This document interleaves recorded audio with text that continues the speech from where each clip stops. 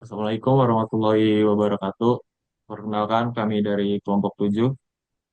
Kami akan mempresentasikan tentang rencana sampling standar variabel. Nah, ini ada metode untuk penerimaan lot berdasarkan karakteristik variabel. Anggota kelompoknya ada Citra Septiana, Muhammad Alfarido, Ahmad Jeffrey. Yang keempat ada Rivaldi Ilham. Apa itu sampling standar variabel? Sampling standar variabel adalah metode pengambilan sampel untuk mengukur karakteristik kuantitatif atau variabel dari suatu produk seperti panjang, berat, atau diameter. Metode ini digunakan dalam pengendalian kualitas untuk menentukan apakah suatu lot diterima atau ditolak berdasarkan sampel yang diambil. Mengapa sampling variabel? Sampling variabel digunakan karena pemeriksaan 100% sering tidak memungkinkan akibat keterbatasan biaya, waktu, atau sifat pemeriksaan yang rusak. Metode ini lebih efisien karena mengukur karakteristik kualitas yang kontinu seperti panjang atau berat. Dibandingkan sampling atribut, sampling variabel ini memberikan informasi lebih detail dan memungkinkan pengguna ukuran sampel yang lebih kecil untuk tingkat kepercayaan yang sama. Selanjutnya dibacakan oleh Citra. Oke, baik. Di sini saya akan menjelaskan tentang konsep dasar sampling variabel, yaitu memahami variabel dan distribusinya. Pertama, karakteristik variabel, yaitu kualitas yang dapat diukur, misalnya panjang, berat, suhu, dan kekuatan. Yang kedua, ada spesifikasi atau batas atas, upper specification limit atau USL, dan atau atas bawah, lower specification limit atau LSL yang dapat diterima. Yang ketiga ada nilai target atau opsional, nilai ideal untuk karakteristik kualitas. Yang keempat ada distribusi data, yaitu pentingnya untuk memahami distribusi data atau normal, eksponensial, dan lain-lain. Asumsi normalitas sering digunakan dalam rencana sampling variabel standar. Yang kelima ada parameter distribusi, yaitu rata-rata atau MU dan standar deviasi atau sigma. Oke, selanjutnya ada juga terminologi penting dalam sampling variabel. Dalam sampling variabel, lot adalah kumpulan unit produk yang akan diperiksa, sedangkan sampel adalah sebagian unit yang diambil dari lot untuk dianalisis. Ukuran sampel dinyatakan dengan N, yaitu jumlah unit dalam sampel. Dari sampel tersebut dihitung statistik sampel, seperti rata-rata X dan standar deviasi S. Salah satu istilah penting adalah acceptable quality level atau AQL, yaitu tingkat maksimum cacat yang masih dapat diterima sebagai rata-rata proses. Selanjutnya ada juga lot tolerance person defective atau LTPD atau rejectable quality level atau RQL menunjukkan batas kualitas terburuk yang masih mungkin lolos dengan probabilitas kecil. Risiko produsen A atau alfa adalah peluang ditolaknya lot yang sebenarnya memenuhi AQL.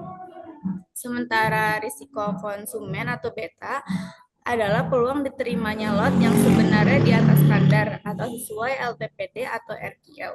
Acceptance number atau K adalah nilai batas statistik yang digunakan untuk menentukan apakah suatu lot diterima atau ditolak. Selanjutnya ada juga jenis-jenis rencana sampling variabel standar. Yang pertama itu ada jenis rencana sampling variabel dengan standar deviasi diketahui atau sigmanya diketahui. Yang kedua ada asumsi bahwa standar deviasi populasi diketahui atau dapat diestimasi dengan baik. Yang ketiga ada jenis kriteria penerimaan, biasanya melibatkan perbandingan rata-rata sampel dengan batas spesifikasi. Yang terakhir ada rencana sampling variabel dengan standar deviasi tidak diketahui atau sigma tidak diketahui. Terus juga ada standar deviasi populasi tidak diketahui dan harus diestimasi dari sampel. Terus selanjutnya juga ada kriteria penerimaan melibatkan rata-rata sampel dan standar deviasi sampel. Terus ada metode K yaitu menggunakan faktor K untuk menentukan batas penerimaan berdasarkan rata-rata sampel dan standar deviasi sampel. Terus yang terakhir ada metode M, yaitu mirip dengan metode K, tetapi dengan pendekatan yang sedikit berbeda dalam perhitungan batas penerimaan. Oke, selanjutnya akan dilanjutkan dengan rekan saya yaitu Jeffrey.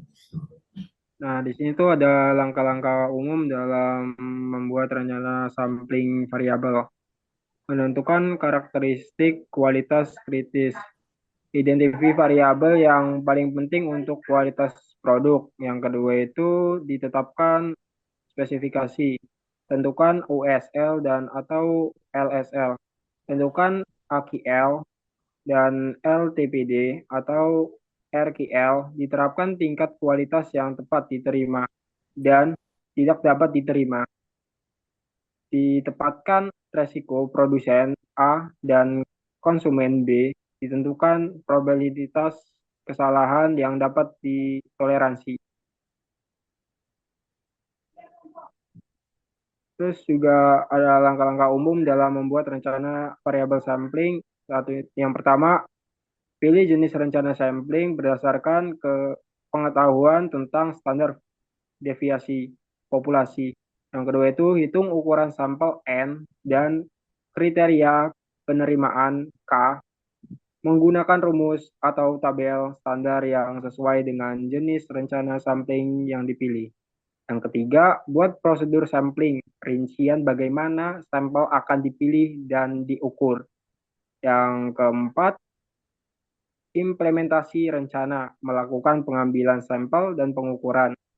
Yang kelima, itu tentukan keputusan lot, bandingkan statistik sampel dengan kriteria penerimaan. Nah, langkah-langkah umum dalam membuat rencana sampling variabel. Pilih jenis rencana sampling berdasarkan pengetahuan tentang standar deviasi populasi.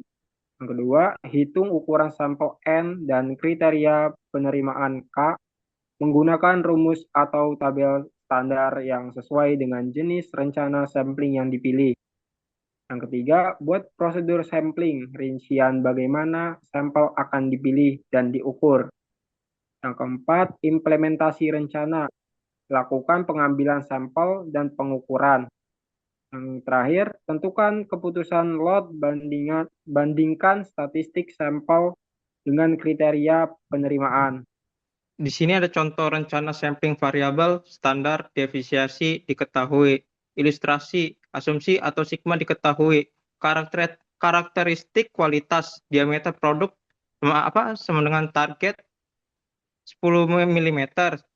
Spesifikasi LSL sama dengan 9,5 mm. USL sama dengan 10,5 mm. EQL sama dengan 1%, LTPD sama dengan 5%, risiko produsen sama dengan 0,05, risiko konsumen sama dengan 0,10, standar deviasi populasi sama dengan 0,2 mm alias diketahui, dan juga lanjutkan dengan perhitungan ukuran sampel N dan nilai K menggunakan rumus yang sesuai untuk rencana dengan simbol yang diketahui. Dan juga di sini ada kriteria penerimaan sama dengan lot diterima jika rata-rata X berada dalam rentang tertentu. Di sini ada gunakan contoh karakteristik kualitas dan spesifikasi yang sama. EQL sama dengan 1%, LTPD sama dengan 5%, resiko produsen 0,05, resiko konsumen 0,10. Dan di sini juga ada lanjutkan dengan perhitungan ukuran sampel N dan nilai K menggunakan rumus yang sesuai untuk rencana yang dengan simbol yang tidak diketahui yang melibatkan standar deviasi sampel atau S. Kriteria penerimaan lot diterima jika nilai statistik uji tertentu berdasarkan X, S, dan spesifikasi memenuhi kriteria. Keuntungannya yaitu dan juga kerugiannya. Di sini ada keuntungan potensi ukuran sampel yang lebih kecil dibandingkan sampel atribut untuk tingkat perlindungan yang sama. dan juga memberikan lebih banyak informasi tentang kualitas lot, nilai sebenarnya bukan hanya lulus atau gagal. Dan juga di sini ada yang ketiga, lebih efisien jika biaya pengukuran mahal tetapi biaya pengambilan sampel relatif rendah. Di sini kerugiannya yaitu satunya itu lebih kompleks dalam perencanaan dan perhitungan dibandingkan sampling atribut. Yang kedua membutuhkan asumsi tentang distribusi populasi atau biasanya normal. Yang ketiga itu implementasi dan interpretasi hasil mungkin lebih sulit dipahami oleh personel yang tidak dilatih. Dan di sini ada kesimpulannya, yaitu sampling standar variabel adalah metode untuk menilai kualitas produk berdasarkan pengukuran karakteristik kuantitatif seperti panjang atau berat. Metode ini lebih efisien dari sampling atribut karena memberikan informasi lebih detail dan dapat menggunakan sampel yang lebih kecil. Terdapat dua jenis utama, yaitu standar deviasi diketahui dan tidak diketahui. Masing-masing memiliki pendekatan dan perhitungan tersendiri. Meskipun lebih kompleks, metode ini membantu pengambilan keputusan yang lebih akurat dalam proses pengendalian kualitas. Ya, terima Oke, kasih. terima kasih. Sekian dari kelompok kami. Assalamualaikum warahmatullahi wabarakatuh. Udah di post belum? Udah, Aneh nggak sih? belum. Aneh nggak? Aneh nggak sih? Coba kirim dah. Siapa yang nge-record? Siapa yang nge-record tuh?